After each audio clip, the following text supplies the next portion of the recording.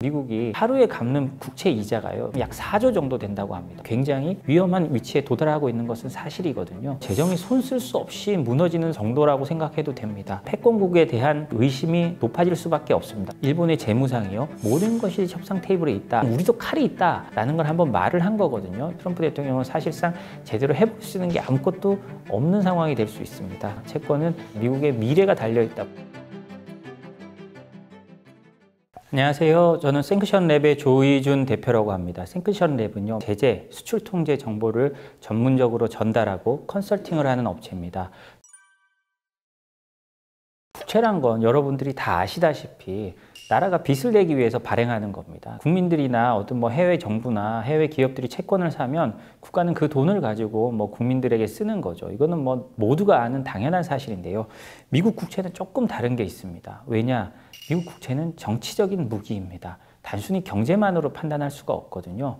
미국이란 큰 동맹국을 통해서 돌아가는, 그리고 미국에 수출하는 나라들이 미국과 다시 엮여 돌아가는 그런 어떤 굉장히 정치적인 채권이기도 합니다.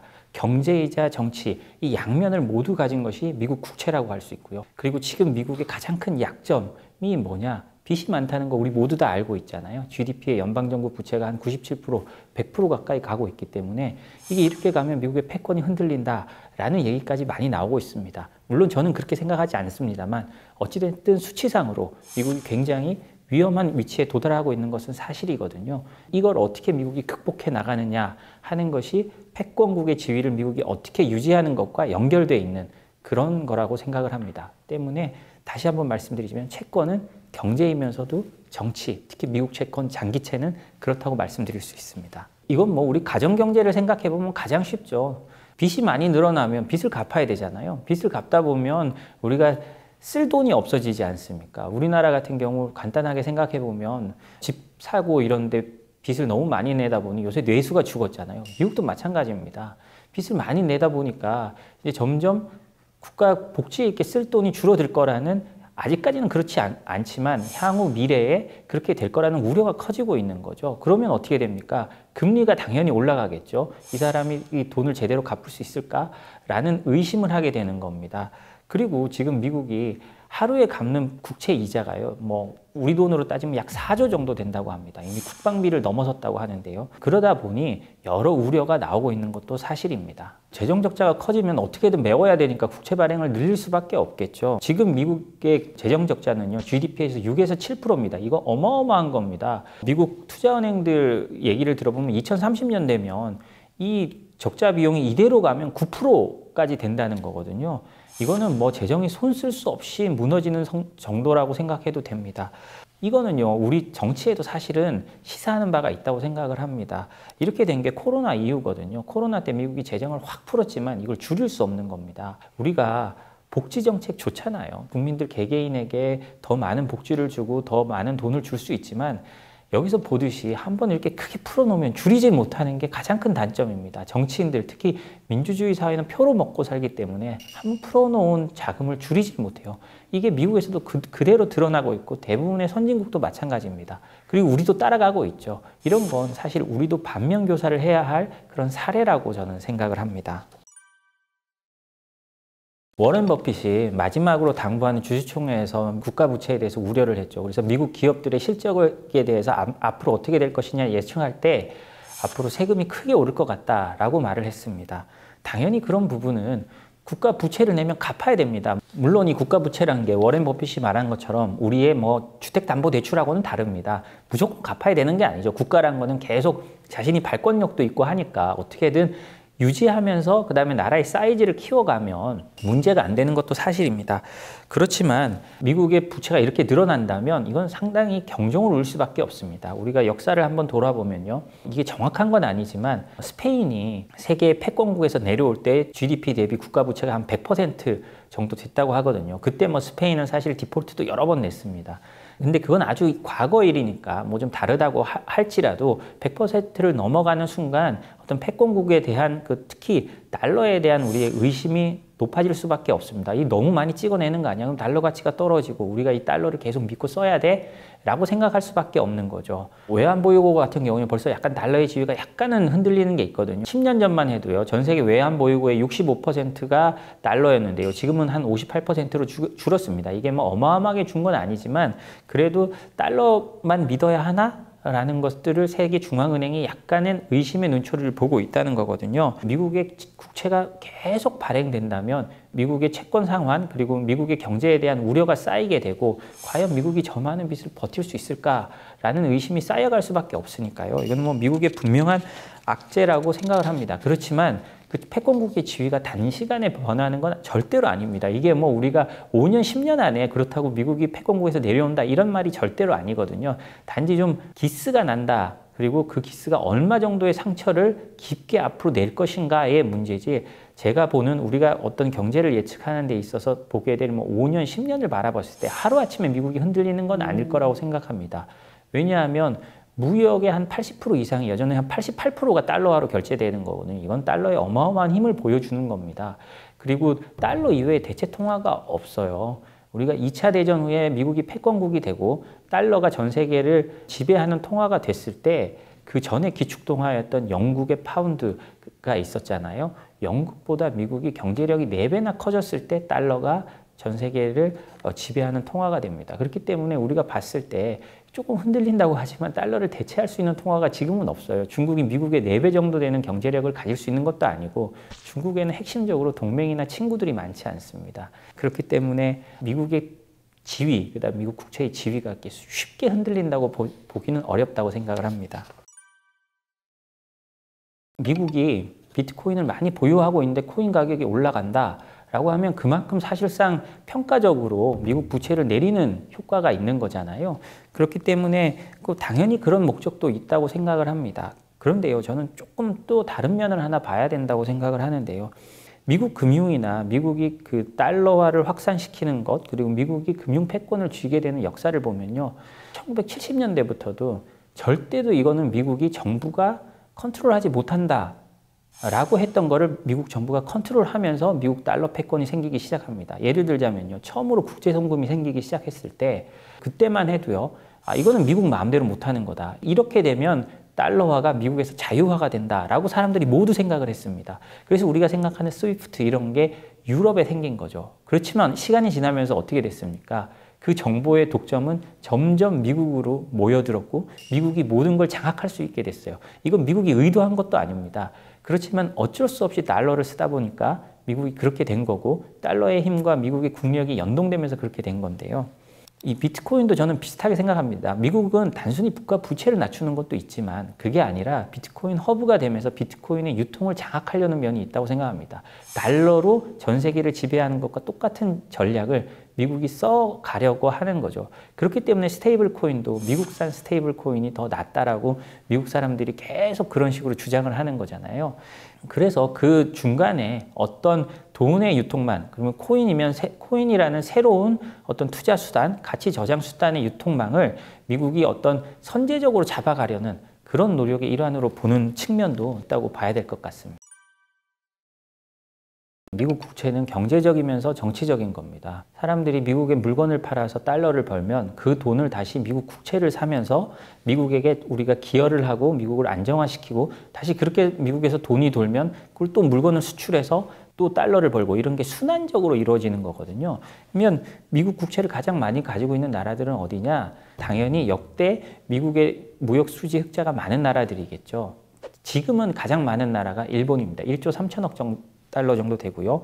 그다음에 중국은 7천억 달러 넘게 갖고 있습니다. 예전에 중국도 1조 달러 이상 갖고 있었는데 지금 뭐 미중 패권 경쟁이나 이런 것들 때문에 중국이 달러 자산을 팔고 좀 안전한 것으로 옮기는 바람에 좀 많이 낮아졌거든요. 뭐 한국도 한 1,000억 달러 정도 갖고 있기 때문에 꽤 많은 나라고요. 유럽도 뭐 1조 달러 정도 전체 나라를 따지면 갖고 있다고 합니다. 이거는 미국과의 관계, 그다음에 미국이 얼마나 무역을 많이 했느냐라는 건데요. 아까 말씀드렸듯이 이거는 정치적인 무기가 될 수 있습니다. 미국 채권은요. 그렇기 때문에 1, 2위에 있는 나라들이 어떻게 하느냐에 따라서 미국을 흔들 수도 있는 겁니다.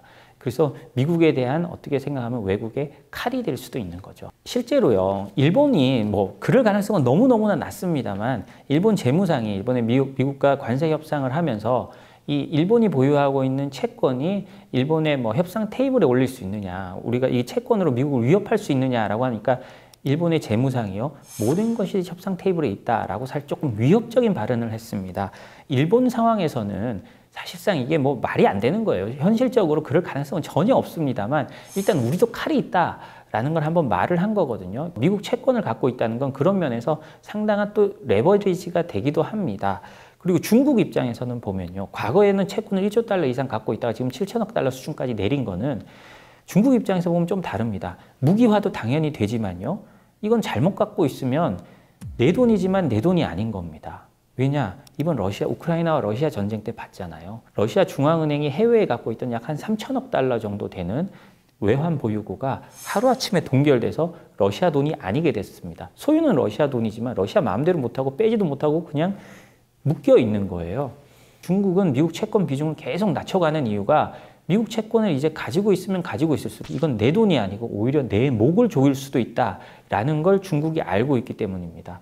그래서 최근에 뭐 무역 협상을 하고 하면서 나오는 걸 보면 확인되지 않은 겁니다만 트위터나 해외 트위터에 나오는 걸 보면 중국은 지도층이나 어떤 기업들의 20만 달러 이상의 미국 채권을 샀을 때는 나중에 문제가 생겼을 때 현금화하고 이런 계획을 다 세워놓으라고 했다는 그런 얘기도 있거든요. 아마 개인일 경우에 그렇게 하라는 얘기인 것 같습니다만 그만큼 중국은 미국 채권을 들고 있다는 거에 자신들의 무기이면서도 그다음에 자신들의 최대 약점이 될 수 있다라는 걸 깨닫고 있는 겁니다. 중국에 대해 미국이 진짜 보복을 할 때 하루아침에 7천억 달러면 우리 돈으로 뭐 몇 조인가요? 7천억 달러면 우리 돈으로 한 1,000조가 되는 돈을 그냥 어느 날 갑자기 미국이 동결시킬 수 있다는 거잖아요. 그런 것 때문에 중국은 이 미국 국채를 가지고 있는 게 자신들의 무기이자 혹은 그리고 자신들의 가장 큰 단점, 자신들의 가장 큰 약점으로 보고 있는 것도 사실입니다. 다시 한번 말씀드리지만 저는 근본적으로 일본이 그럴 가능성은 없다, 거의 없다, 0%에 수렴한다고 보지만 만약에 그런 일이 일어난다는 거는요, 사실상 동맹관계에서 이제 다른 길로 가겠다는 그런 뜻으로 볼 수 있습니다. 제가 말씀드렸듯이 미국 국채는 경제적인 재화일 뿐만 아니라 정치적인 성격도 상당히 강한 재화이기 때문에 미국 국채를 던진다는 건 우리가 더 이상 너를 패권국으로 인정하지 않는다라는 뜻도 되거든요. 그리고 우리 목에 칼을 들이댔으니 일본식으로 따지면 새로운 쇼군을 찾으러 나선다라는 뜻으로 해석할 수도 있는 거예요. 만약에 그런 상황이 온다면 그거는 뭐 지정학적으로 어마어마한 단순히 경제적으로의 문제가 아니고요. 그렇게 된다면 안전자산도 세계적으로 폭락하고, 왜냐하면 일본이 들고 있는 게 단순히 그 국채뿐만이 아니라 일본이 만약에 그렇게 한다면 자기 살도 깎는 거거든요. 1조 달러가 넘는 국채를 들고 있는데 던져서 국채 가격을 떨어뜨리고 금리를 올린다는 건 자기들의 자산 자체도 어마어마하게 까먹는 겁니다. 그리고 일본 보험사나 이런 데서도 엄청 투자해놨기 때문에 국민들의 자산도, 국민들의 노후마저도 던지는 거예요. 그렇기 때문에 그런 일이 오지 않을 가능성이 저는 99.999%라고 생각하지만 0.0001%의 가능성으로 그런 일이 있다는 건 일본이 우린 더 이상 미국이랑 같이 안 해 라는 판단이 섰을 때는 그럴 수 있다고 생각을 합니다. 중국과 일본이 미국 국채를 대량으로 매도한다 라고 하는 거는요, 뭐 예를 들자면 이거는 우리가 핵 문제랑 좀 비슷하게 생각할 수 있습니다. 우리 핵 보유국끼리 서로 전쟁을 안 하는 거는 상호 확증 파괴라고, 우리가 쟤들이랑 전쟁하면 둘 다 죽어, 둘 다 망한다고 생각하기 때문에 전쟁을 안 하는 거잖아요. 그런데 이 중국과 일본 혹은 중국만이라도 채권을 던진다는 건 우리는 전쟁을 하겠다라는 뜻으로 보면 됩니다. 왜냐하면 자기 살도 너무너무 아프게 깎이기 때문입니다. 그렇게 돼서 금리가 오르면 전 세계 금융기관이 어마어마한 손실을 보게 될 겁니다. 그러면 주가도 폭락하죠. 경제는 침체에 빠지죠. 얼마나 오래 갈지 모르는 대공황보다 훨씬 큰 오래되는 침체가 전 세계에 퍼져나갈 수 있습니다. 당연히 미국이란 큰 나라에 수요가 막히게 되니까 수출도 안 되죠. 전 세계가 이제 대공황 때 버금가는 혹은 그보다 더한 경제적 겨울을 맞게 될 텐데요. 그래서 단순히 일이 일어난다면 미국 경제만 붕괴되는 게 아니고 사실상 전 세계 경제가 붕괴되는 그런 시나리오로 간다고 생각하는 게 맞을 것 같습니다. 일본이요. 최근 보도를 보면 미국이 일본을 맨 처음 협상하겠다고 한 거는 일본이 가장 쉬울 줄 알았다고 생각했기 때문에 한다고 합니다. 지금까지 보면 미국이 하자는 대로 좀 일본이 열심히 따라와 줬잖아요. 근데 이번에는 그렇지 않은 모습을 보입니다. 왜냐하면 영국이 먼저 협상 타결을 했잖아요. 그만큼 일본은 쉽지 않은 겁니다. 그 일본은 영국이 하는 걸 보고 아, 자동차에 관세를 일부 면제받았구나. 그럼 우리도 그만큼 받아야지 하겠지만 영국이 만드는 자동차 대수하고 일본이 만드는 자동차 대수는 뭐 하늘과 땅 차이잖아요. 그래서 사실 쉽지가 않습니다. 그렇기 때문에 일본 입장에서는 어려운 걸 얻어내야 합니다. 그리고 일본의 이시바 정권이 그렇게 지지율이 높지 않습니다. 지지율이 높지 않은 정권이 사실상 일본에 손해가 많이 가는 합의를 하고 나면 정권 자체가 엄청 흔들리잖아요. 계속 말씀드리지만 미국 국채도 정치적이고 협상도 정치적입니다. 이거는 다 국내 국외의 정치가 맞물려서 돌아가는 거거든요. 서로 상황이 좋을 때면 양보도 많이 할 수 있고 하지만 서로 상황이 안 좋기 때문에 양보를 많이 할 수가 없어요, 일본은. 그렇기 때문에 일본도 모든 협상 카드를 꺼내 놓을 겁니다. 그리고 그 사이에 어떤 진짜 쓰지는 않겠지만 이걸 꺼낼 거야 라는 뭐 어떤 레토릭 정도는 할 수 있다고 봅니다. 그게 이제 실제로 미국을 위협한다기보다는 일본 국민들에게 보여주는 것도 되겠죠. 우리가 이런 자세로, 이런 결기로 협상을 하고 있다라는 걸 보여주기 위한 거라고 저는 생각을 합니다. 일본은 한국과도 좀 다릅니다. 일본은 사실상 거의 전적으로 자신의 안보를 미국에 맡기고 있다고 보면 되고요. 일본의 가장 큰 경쟁자는 뭐 정치적으로나 경제적으로나 중국이라고 생각하고 있겠죠. 중국 견제를 위해서도 미국이 필요합니다. 그러면 일본이요, 의존을 하면서도 미국의 손을 끌고 갈 수 있는 무기가 필요한데 그게 가장 큰 게 뭐 미국 채권이라고 저는 생각을 합니다. 그리고 지금 그렇게 쌓아왔고 미국이 필요할 때, 미국이 쓸 돈이 필요할 때마다 일본이 대부자 역할을 해준 거거든요. 일본은 채권을 삼으로 해서 미국과의 그 동맹을 강화시키고 필요한 미국의 자원을 공급해 준 겁니다. 그래서 이거는 사실 지금까지는 서로 공생하는 관계였다는 걸 이런 걸 보면 알 수 있는 거고요. 아마도 앞으로도 그럴 겁니다. 근데 최근에 일본이 뭐 아주 미미하지만 1조 3천억 달러에 가지고 있는 미국 채권 중에 우리 돈으로 한 25조 원? 뭐 그 정도를 뭐 팔았다고 하더라고요.